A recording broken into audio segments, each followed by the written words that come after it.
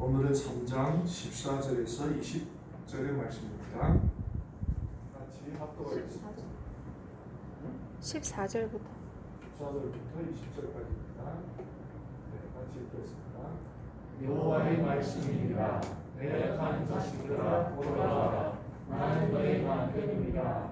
내가 너희를 성읍에서 나와 족속 중에서 너희를 강하여 너희를 시온으로 데려오겠고 내가 또 내 마음에 합한 목자들을 너희에게 주리니 그들의 지식과 능철로 너희를 양육하리라.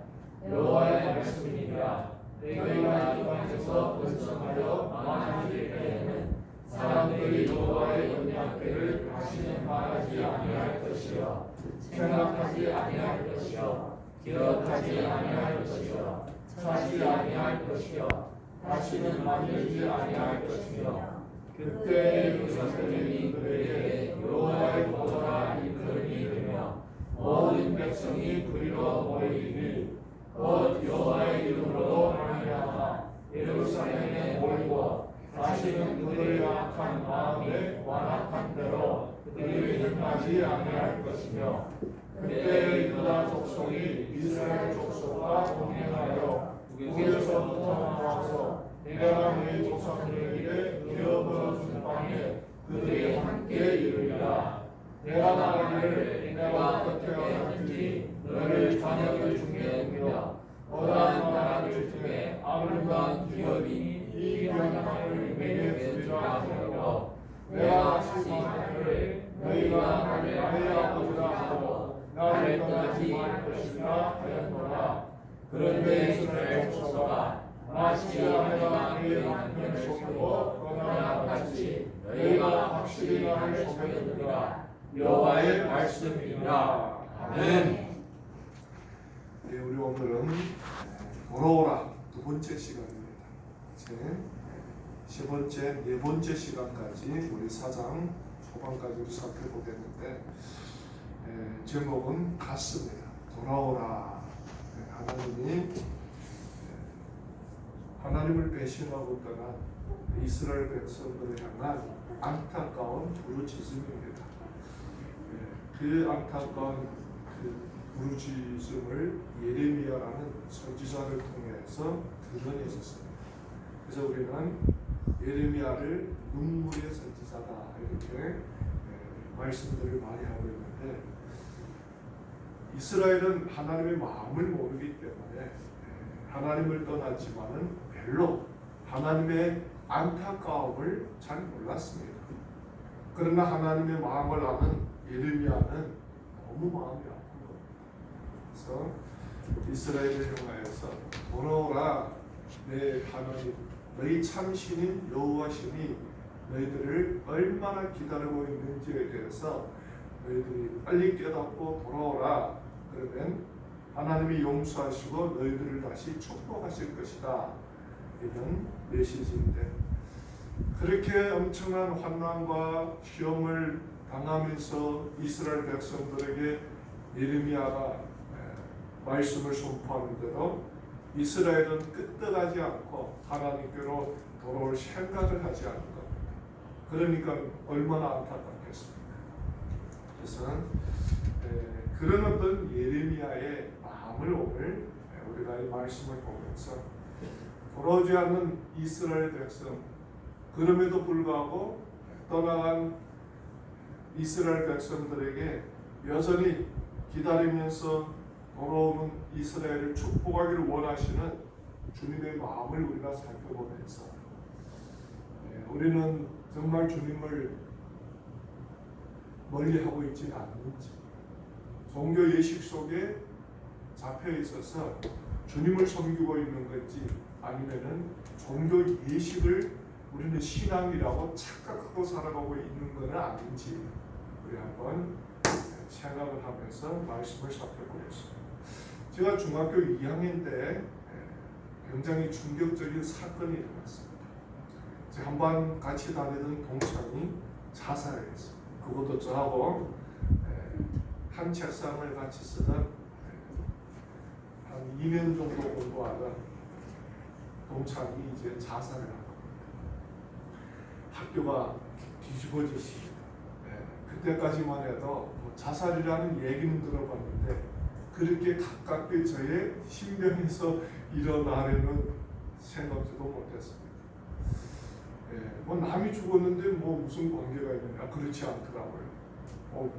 저녁에 잠도 오지 않고 자꾸 그 영향이 하도 그냥 눈에 보이던 사람이 갑작스레 자살을 하다 보니까 충격이 굉장히 크더라고요. 그래서 이제 세 명이 집을 나갔습니다. 세 명인가 네 명인지 모르겠는데 하여튼 우리 반 학생이 2명이고 다른 반에 있는 학생이 1명인가 해가지고 집을 나간 지 3일째 소식이 없었던 거예요.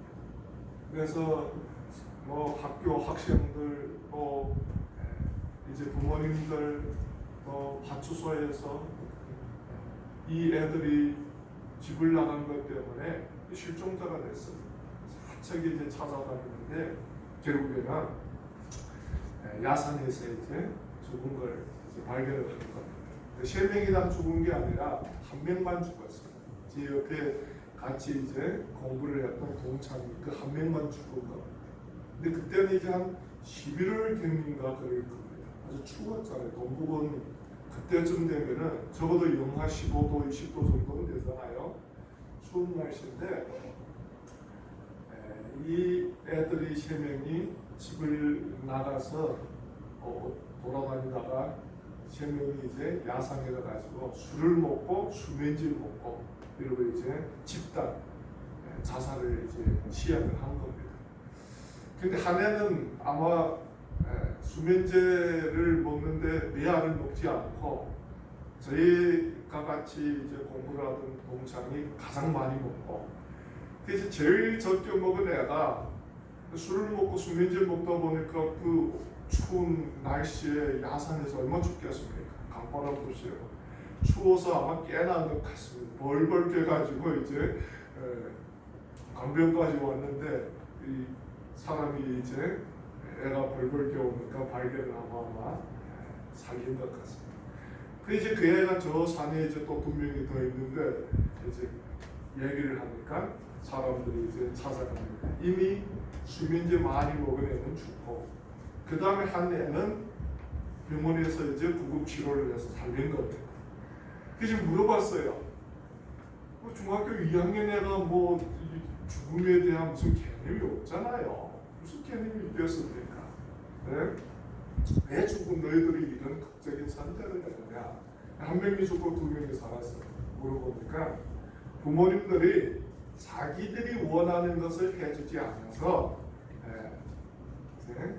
사춘기의 애들이다 보니까 서로가 다 마음속에 어떤 불평과 또 부모님들로부터 받은 어떤 상처 때문에 아마 극적인 어떤 선택을 하신 것 같더라고요. 그래서 이제 자살을 선택을 한 겁니다. 그래서 그 이야기를 이제 이 말씀을 보면서 그 이야기가 이제 생각이 나는데 자기들이 필요를 부모들이 만족시켜 주지 않는다는 것, 또 부모들로부터 어떤 극적인 상처를 받은 것 때문에 그런 선택을 하게 된 겁니다. 참 안타까운 일이죠. 뭐가 뭔지도 모르는 나이에 자살을 선택한다는 것이 참 안타까운 일이죠. 근데 오늘 이스라엘이 하나님을 떠나서 다른 우상을 선택한 것도 다름 아니라 자기들의 필요를 하나님으로부터 채우지 못하는 것 때문에 하나님을 떠나버리죠. 그 이스라엘 백성들이 여호와 하나님을 섬기며 살아가야 되는데 가나안 땅에 들어와 보니까 하나님이 가나안 사람들처럼 자기들을 물질적으로 풍요롭게 하고 또 가나안 사람들 누리는 그 놀라운 것들을 하나님으로부터 자기들이 얻을 수 없다고 생각하니까 그들이 바알신에게 가가지고 바알신으로부터 자기들의 필요를 구하기 시작을 했던 겁니다. 그래서 하나님을 떠났던 겁니다. 모르겠어요. 오늘도 아마 그런 생각을 하는 사람들이 많은지는 모르겠는데 하나님이 우리가 원하는 모든 것을 공급하기 위해 존재하는 분이 아닙니다. 우리가 좋은 일자리를 찾고 자녀들이 좋은 대학을 가고 또 우리가 육신의 불치의 병에 걸렸을 때 기도를 하니까 하나님으로부터 치유함을 받고 그래서 여러분들 우리가 하나님을 믿는 게 아니라는 겁니다. 또 우리가 하나님을 믿음으로 말하면 하나님이 그런 것들을 우리에게 보장을 한 적이 없습니다. 근데 우리는 자꾸 여러분들 하나님을 믿는 것을 하나님으로부터 우리의 어떤 필요를 채워가는 것이라고 자꾸 생각을 하는 겁니다. 우리가 이 세상에서 얼마나 성공하고 얼마나 풍요롭게 살고 얼마나 다른 사람들보다 높은 위치에 올라가느냐 우리에게는 굉장히 중요한 일입니다. 그런데 하나님 안에서는 별로 중요하지 않습니다. 하나님 안에서 중요한 것은 우리가 우리의 삶에 어떤 환경이 있든지 그 속에서 하나님의 영광을 드러내는 게 하나님이 우리 인생을 향한 하나님의 계획이고 하나님의 선이라는 것입니다. 그래서 우리가 성경에 보면은 달란트 비유가 나옵니다. 5달란트 받은 자도 있고 2달란트 받은 자도 있고 1달란트 받은 자도 있습니다. 하나님은 정말 우리 인생의 상황에 따라서 하나님의 일을 이루어가기를 원하십니다. 그런데 여러분들 5달란트 받은 자, 2달란트 받은 자는 하나님 앞에 충성해서 하나님의 잔치에 참여하는데 1달란트 받은 자는 결국에는 하나님 앞에 충성하지 않은 것 때문에 하나님으로부터 심판을 받습니다. 뭐 중요한 것은 5달란트냐 2달란트냐 1달란트에 있는 게 아니라 하나님 앞에 얼마나 충성했느냐에 따라서 결과가 달라지더라는 것입니다. 그게 이제 중요하다는 겁니다. 우리가 이 세상에서 정말 얼마나 많은 것을 이루며 살아가느냐, 사람들 앞에 얼마나 여러분들 절대적인 존재로 우리 모습을 드러내느냐, 우리에게는 중요하지만 하나님께는 별로 중요하지 않습니다. 우리가 정말 이 세상 밑바닥에서 평범한 삶을 살아가든지 아니면은 정말 우리가 이 세상에서 높은 위치에 올라가가지고 엘리트로 살아가든지 하나님은 별로 관심이 없습니다. 중요한 것은 우리가 어떤 자리에 있든지 그 자리에서 하나님의 영광을 위해서 살아간다면은 하나님이 그 속에도 개입하셔서 하나님의 영광을 드러낸다는 겁니다. 그게 기독교 역사에서 하나님이 사용했던 믿음의 선배들이 살아왔던 삶의 모습이었다는 겁니다. 그래서 하나님이 선택하는 사람들을 다 대통령 만들고 다 장군 만들고 다 학자를 만들고 이러지 않았습니다. 오히려 이 세상에서 지극히 평범한 보잘것없는 인생을 통해서 이 시대를 밝혔고 이 시대의 부패함을 하나님께서 호소했고 이 시대에 가서는 안 될 길을 하나님께서 그런 인생을 통하여서 보여주셨던 겁니다. 그게 하나님이 하셨던 일입니다. 그래서 여러분들 성경에 나오는 그 믿음의 선배들이 그 시대에는 보잘것없는 사람들이었습니다. 사회적으로 드러나고 사회적으로 영향을 끼치는 이런 사람들이 적었습니다. 다윗과 같은 사람들은 몇 명 나옵니까? 정말 평범하고 보잘것없는 인생들이었는데 그들은 그 평범함 속에서도 하나님의 기쁘신 뜻을 위해서 살았다는 겁니다. 그래서 하나님이 그 평범한 인생을 통해서 하나님의 영광을 드러냈고 그 평범한 인생을 통해서 또 영광을 받으셨다는 겁니다. 그게 중요했다는 겁니다. 근데 이스라엘 백성들은 자기들이 필요가 하나님으로부터 공급을 받지 못하니까 하나님을 버렸다는 겁니다. 우리가 하나님 앞에 나와서 기도를 열심히 해서 주님 정말 우리 가정에 축복 주옵소서, 우리 상에 잘 되게 하여 주옵소서. 그런데 기도 응답이 안 됐습니다. 그 주님 떠나겠습니까? 하나님 살아 안 계신다 그러겠습니까? 하나님이 우리의 생각과 우리 뜻대로 움직이는 분이십니까? 그렇지 않다는 거예요. 우리가 직위가 높든지 얕든지 나이가 많든지 적든지 관계가 없이 정말 우리가 하나님의 말씀 안으로 들어가기를 원하고 우리 자신을 내려놓고 하나님의 뜻이 우리를 복종하기를 원하면은 하나님이 우리 가운데서 일하기를 시작하고 우리를 들어서 하나님이 사용하기를 원하신다는 겁니다. 그게 중요한 거란 말입니다. 그러니까 여러분들 우리가 이 사회에서 보잘것없는 인생들이지만 보잘것없어서 주님 일을 못하는 게 아닙니다. 보잘것없는 인생에도 불구하고 하나님이 우리를 선택했으면 하나님이 우리를 통해서 하나님의 영광을 드러내신다라는 것을 믿으시기를 바랍니다. 그런 이스라엘 백성들을 하나님께서 어찌입니까? 돌아오라. 돌아오라. 이게 이제 14절에 나옵니다. 나 여호와가 말하노라. 배역한 자식들아 돌아오라.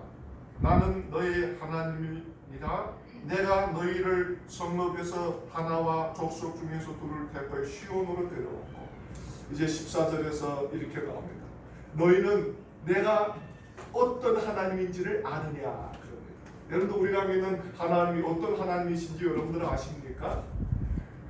우리의 신앙의 가장 큰 문제는 뭡니까? 하나님을 아는 지식이 없는 겁니다. 하나님을 아는 지식이 있으면 그 안에서 우리는 충분히 믿음으로 살아갈 수가 있는 겁니다. 근데 우리는 하나님을 아는 지식이 너무 결핍합니다. 호시아서에서 내 백성이 하나님을 아는 지식이 없어 망한다고 말을 한 것처럼, 오늘 우리에게는 우리가 믿는 하나님이 어떤 존재인지에 대해서도 모르지만 어떤 존재인지에 대해서 지식적으로 배웠어도 그걸 믿는 믿음이 없어서 문제입니다. 다윗이 알았던 하나님은 절대 전지전능했던 하나님이었습니다. 그래서 어린 다윗이 이스라엘과 여러분들 블레셋이 싸움을 하는데 보니까 골리앗이라는 구척이라 되는 인간이 나와가지고 이스라엘을 비난을 합니다. 그럴 때 다윗이 여호와의 이름으로 나갑니다. 하나님의 이름으로 나가니까 골리앗을 이겼다라고 얘기를 합니다. 어떻게 이겼느냐? 하나님의 전지전능하신 때문에 이겼다는 거예요.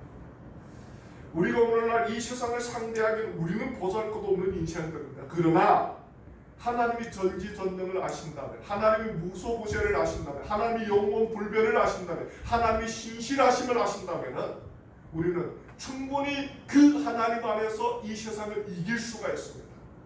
그러나 우리가 아무리 예수를 믿는다고 고백하고 아무리 하나님을 믿는다고 고백해도 그 하나님이 전지전능 무소부재 영원불변 신실하심을 모른다면 우리는 형식만 갖추고 살아갈 거예요. 아무 의미가 없어요. 오늘 하나님이 뭐라 얘기하느냐? 14절 보니까 나는 너희 남편입니다. 내가 너희를 성읍에서 하나와 족속 중에서 둘을 택하여 시온으로 데려왔고, 이렇게 얘기합니다. 너희들이 나를 배역하고 도망쳤지만 하나님 뭐라 그럽니까? 그러나 나는 너희를 포기하지 않고 나는 너희들을 선택을 하겠다는 겁니다. 나는 너희들을 향한 선택을 포기한 적이 없다는 겁니다. 성경에 뭐라 그럽니까? 네가 나를 선택한 게 아니라 내가 너희를 선택했다고 했습니다.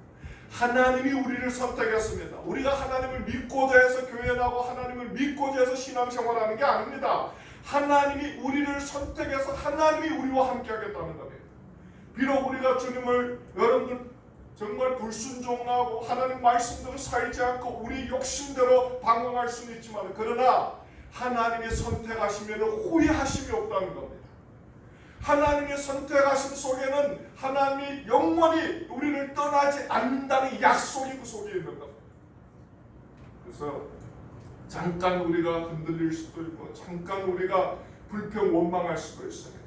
그러나 하나님은 하나님의 방식대로 우리를 붙잡아 주시고 우리를 이끌어 가시고 우리 가운데 역사하는 분이라는 것을 믿으시기 바랍니다. 15절에 이릅니다. 내가 또 내 마음에 합한 목자를 너희에게 주리니 그들이 지식과 명철로 너희를 양육하리라. 하나님이 뭡니까? 하나님의 종을 너희들 가운데 보내겠다.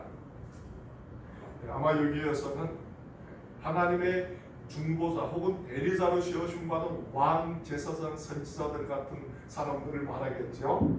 오늘 이 시대에는 선택을 받은 여러분들이죠. 저 같은 사람이죠. 부르심을 받은 모든 사람들을 이 세상 가운데 보내서 만세전부터 예정되신 정말 많은 영혼들이 주께로 돌아오게 하기를 원하는 게 주님의 마음이다. 그래서 고린도전서에 보니까 너희는 때를 얻든지 못 얻든지 항상 복음을 전해라. 코로나가 시작돼서 그런 건 아니지만 코로나가 시작되기 전에 이제는 한 10년 가까이 복음 전도라는 것이 어쩌면 교회에서 점점 식어가고 있습니다. 물론 아직도 여러 가지 방법으로 교회가 사람들을 교회로 모이게 하기 위해서 노력을 하고 있지만 복음의 생명을 걸고 복음의 사명을 가지고 열심히 전도하는 사람들이 특정한 어떤 부류의 사람들 외에는 성도들이 자기들의 책임이라고 생각하지 않습니다. 참 안타깝게 요즘에 이제 우리가 기도원에서 함께 모임을 했던 목사님이 한 분이 모방 전도를 다니는 것을 보면서 처음에는 뭐 저렇게 해가지고 사람들이 예수를 믿겠느냐 이렇게 생각을 했는데 예수를 믿고 안 믿고는 그 사람들이 복음을 전하고 안 전하고는 우리 책임이란 말입니다. 인천에 계시는 목사님이신데 요즘에 보니까 페이스북에다가 그냥 올리는 걸 보니까 그냥 큰 길가에 다니면서 복음을 선포하고 있고 큰 길 사거리에 가가지고 복음을 선포하고 있고 그런 모습을 이렇게 보면서 참 하나님이 이 시대를 깨우기 위해서 시혜를 요한과 같은 광야에 외치는 자를 저렇게 또 씌우지 않으셨나 이런 생각이 들기도 합니다. 물론 결과가 어떻든지는 하나님이 책임져 줘야 됩니다. 그러나 정말 하나님의 감동에 순종해가지고 다른 사람들이 어떻게 생각하든지 관계가 없이 나아가지고 복음을 담대하게 선포할 수 있다는 그 자체도 참 아름답게 보이더라고요. 오늘 15절의 말씀을 보니까 내가 또 내 마음에 합하는 목자를 너희에게 주리니 그들이 지식과 명철로 너희를 양육하리라. 끊임없이 하나님이 우리 가운데 하나님의 마음에 합한 자들을 보내가지고 삶을 통해서 말씀을 통해서 하나님의 살아계심을 우리에게 드러냅니다. 여호와 하나님만이 유일하게 살아계시는 상천하지의 하나님이라는 것을 보여주는 겁니다. 여러분들 이 역사의 무대가 여러분들 오늘 우리에게 이 세상이 얼마나 풍요로움을 누리고 이 세상의 과학이 얼마나 발전했고 우리 눈에 다만 그것만 보이면 우리 인생이 허물어집니다. 그러나 이 역사의 무대 속에서 하나님은 끊임없이 믿음의 사람들을 들어서 하나님이 살아계심을 드러내기를 원하고 하나님이 이 역사 속에서도 일을 하고 계시다라는 것을 드러내기를 원하는 겁니다. 어느 시대의 어떤 상황 속에서도 하나님은 자신을 믿음의 사람들을 통해서 보여주기를 원하고 그 하나님을 떠난 이 세상의 모든 것이 헛되고 헛수고라는 것을 보여주기를 원하는 겁니다. 이번 코로나가 아마 그걸 모든 사람들에게 보여주지 않았나 이렇게 생각이 돼요. 인간이 쌓아놓은 과학의 바벨탑이 코로나 하나 때문에 흔들려 버렸어요. 속수무책입니다. 백신은 방금 내일이 나올 것 같다고 떠들었다더만 아직도 속수무책입니다. 러시아가 제1호로 백신 개발을 했다 그러는데 그것도 문제 생겨가지고 또 난리 법석이더라고요. 백신이 언제 나올지는 모릅니다. 그러나 분명한 건 하나 있습니다. 이 코로나의 끝은 하나님께 있다는 걸 여러분들이 알아야 됩니다. 하나님이 이 시대에 코로나를 허락했다면 이 코로나가 끝나는 것도 하나님의 손에 있습니다.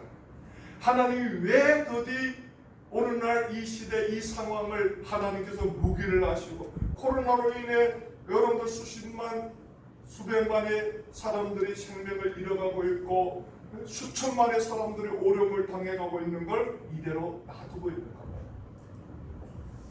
우리는 정말 생각을 해봐야 됩니다. 하나님은 뭘 원하고 있느냐? 애굽에만 10가지 재앙 앞에 바로가 마음이 그렇게 강팍한데도 결국에는 바로의 마음이 허물어졌습니다. 첫 번째, 두 번째, 세 번째. 여러분들 그 초자연적인 기적 앞에서 바로는 목이 굳어가지고 강팍하게 하나님을 대적하려고 했는데 10가지 재앙 끝에 바로의 마음이 멀어졌습니다. 만약 10가지 재앙 속에서도 바로의 마음이 강팍했다면 하나님이 아마 11번째, 12번째, 20번째까지 나아갈 겁니다. 아마 여러분들 바로가 끝까지 마음이 강팍한 다음에 하나님이 바로의 마음을 굽히기 위해서 끝까지 하나님이 초자연적인 역사로 바로의 마음을 때릴 겁니다. 결국에는 10가지 재앙 앞에 바로는 무릎을 꿇었습니다. 무릎을 꿇고 너희 이스라엘이 믿는 하나님이 정말 살아있는 하나님인가 보다. 빨리 너희들이 백성을 데리고 애굽을 떠나라. 여러분들, 하나님이 과연 그러면 이 시대에 무엇을 원하는 거냐?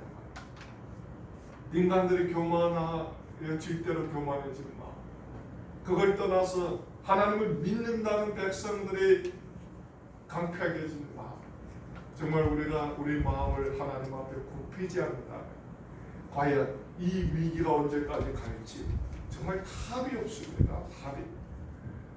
좀 좋아질까 하면 또 어디서 나타났다 그러고, 괜찮다 그러면 뭐 더 두렵게 제2의 뭐또 폭발이 시작이 되지 않았나. 그리고 벌써 여러분들 전 세계 감염자가 2천만을 넘었습니다.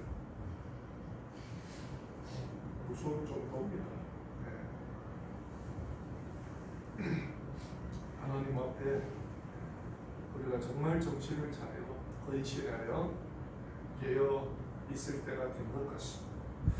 16절부터 18절까지 나 여호와가 말하노라 너희가 이 땅에서 번성하여 많아질 때 사람이 여호와의 언약궤를 다시는 말하지 아니할 것이요 생각지 아니할 것이요 기억지 아니할 것이요 찾지 아니할 것이요 만들지 아니할 것이며 이렇게 말합니다. 너희가 이 땅에서 번성하여 많아질 때에는 하나님의 축복 속에서 놀라운 부흥이 일어날 때는 언약궤는 상징적인 겁니다. 예루살렘 성전에는 언약궤는 없어진다는 겁니다. 그건 하나님의 임재의 상징적인 거는 없어지고 17절에 그때 예루살렘의 여호와의 보좌라 일컬음이 되며 열방이 그리로 모이리니 곧 여호와의 이름으로 인하여 예루살렘이 모이고 다시는 그들이 악한 마음에 강팍한 대로 행치 아니할 것이요 하나님이 임재하신다는 것. 언약궤는 하나님의 상징적인 표시지만은 언약궤는 없어지고 하나님이 직접 그들 가운데 임재하시겠다는 것. 여러분들 우리가 주를 그리스도로 고백하면 하나님이 우리 가운데 임재하십니다. 그래서 하나님이 뭐라고 합니까? 너희는 하나님의 성령이 거하는 거룩한 성전인 줄을 알지 못하느냐. 우리가 하나님이 거하시는 하나님의 거룩한 전이라는 겁니다.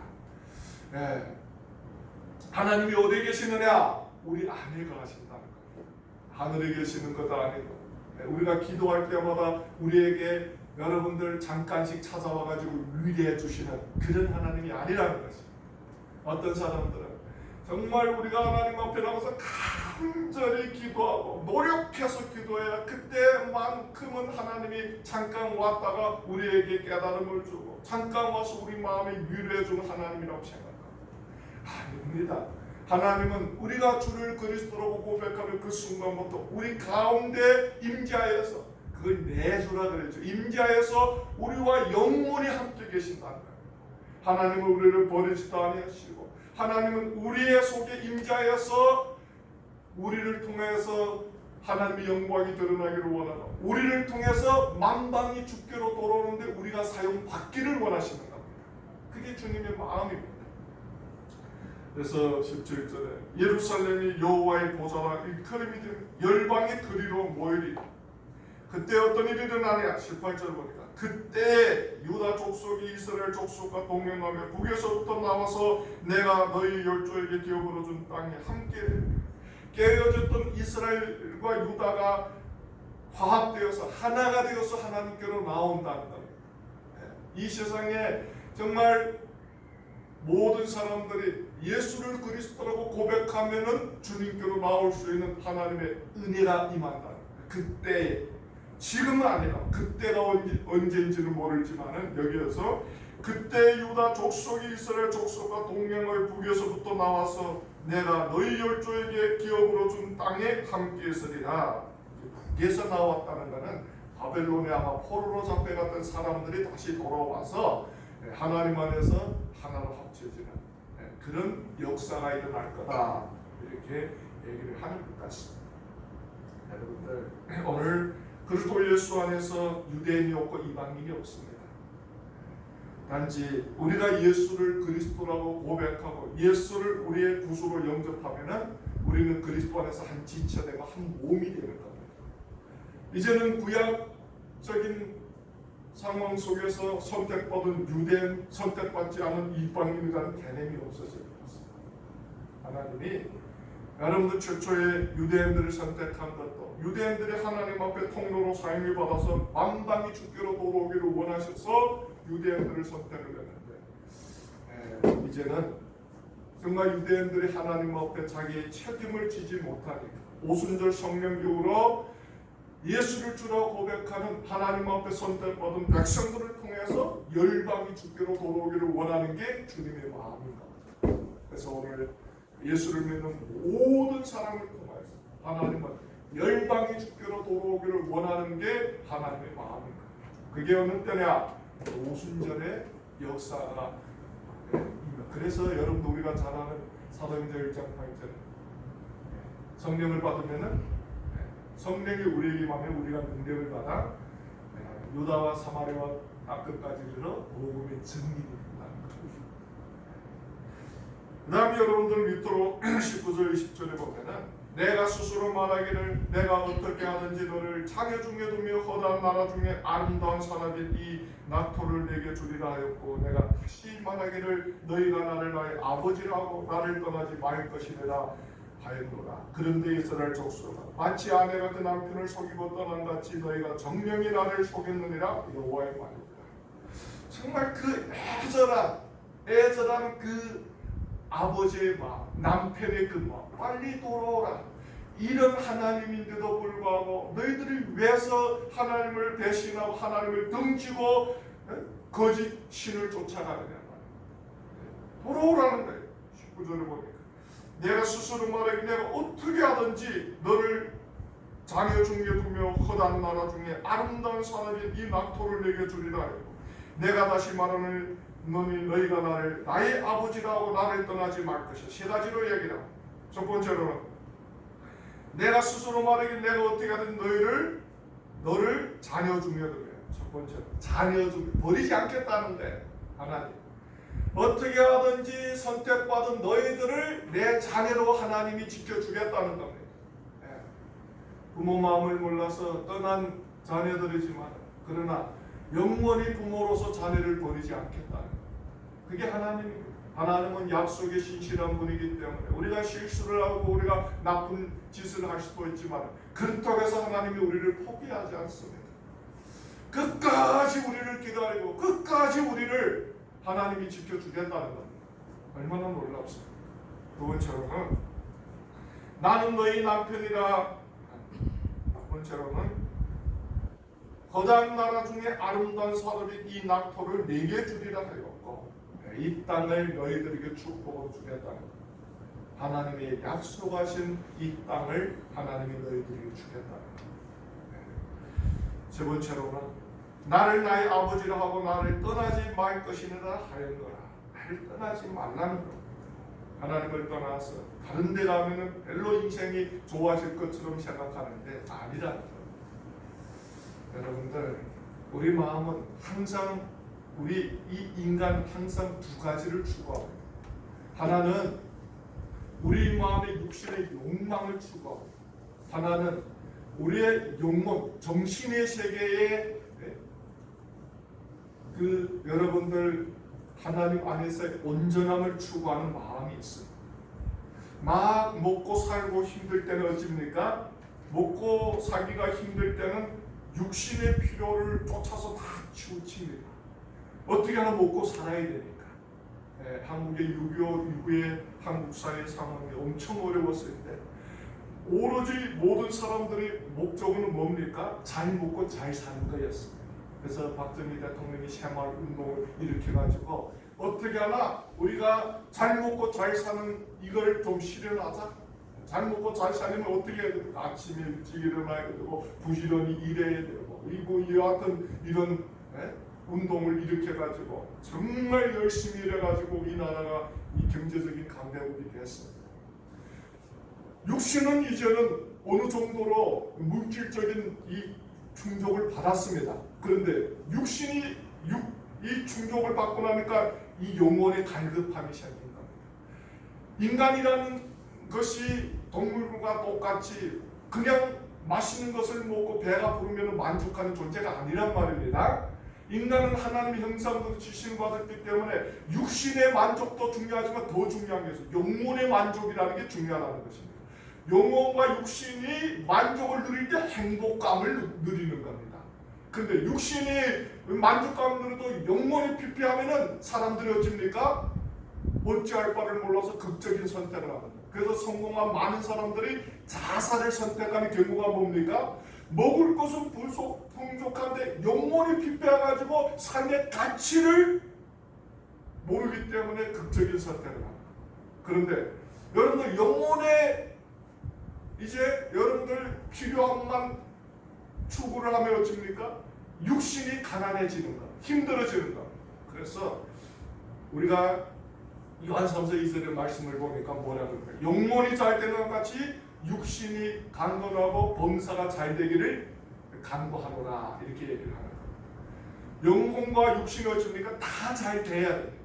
그럴 때 우리는 행복한 겁니다. 헬라 철학의 대부였던 소크라테스는 평생 가난하게 살았습니다. 몸만 추구하고 인생의 삶의 가치만 추구하며 살았습니다.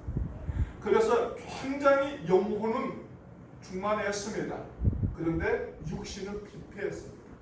가난했습니다. 너무 가난해가지고 정말 나가가지고 밥 한 때 싸먹을 만한 돈도 없이 가난했습니다. 네. 그럼에도 불구하고 영혼의 어떤 가치를 추구하면서 인생을 살았습니다.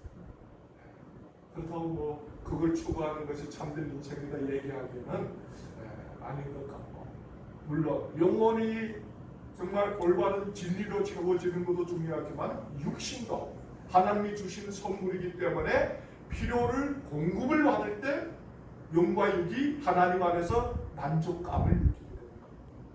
그러나 이 시대는 어떻습니까? 육신의 욕망만 쫓아가는 겁니다. 영혼은 피폐해질 대로 피폐해졌습니다. 그게 문제예요. 우리 영혼도 하나님의 은혜 가운데 진리로 채워져야 되고 또 육신도 하나님의 은혜 가운데 채워져 가야 돼요. 우리는 만족을 느끼고 행복을 느끼게 되는 겁니다. 정말 오늘 하나님은 이스라엘 백성들을 보고 나를 떠나지 말라. 왜? 그 모든 것이 주 안에서 이루어질 수 있게 되었습니다. 참된 가치를 우리가 깨닫고 살아갈 때 영혼이 채워지고 육신이 채워지고 우리가 추구하는 참된 기쁨과 행복이 우리 삶 속에 채워져 가는 겁니다. 그래서 하나님이 그런 어떤 애절한 마음을 이스라엘 평화에서 선지자를 통하여 말을 하는데, 그런데 이스라엘 족속아 마치 아내가 그 남편을 속이고 떠난 같이 너희가 정령이 나를 속였느니라 여호와여. 그런데 이스라엘은 어찌입니까? 남편을 속인 이스라엘과 같이 하나님을 떠났다. 참 이거 뭐 할 말이 없잖아요. 안타까운 일이죠. 정말 우리도 오늘 이 시대의 위기 속에서 많은 것을 쌓아가는 것이 인생은 아닙니다. 내 영혼이 잘 되는 것 같이 육신에 필요한 것만큼 우리가 채워가 또 다른 사람들의 부족함을 우리의 넘쳐난 삶을 통해서 채워가는 것, 그게 참된 인생이죠. 그런 축복된 삶이 우리 가운데 임하시기를 주의 이름으로 부탁드립니다. 기도하겠습니다.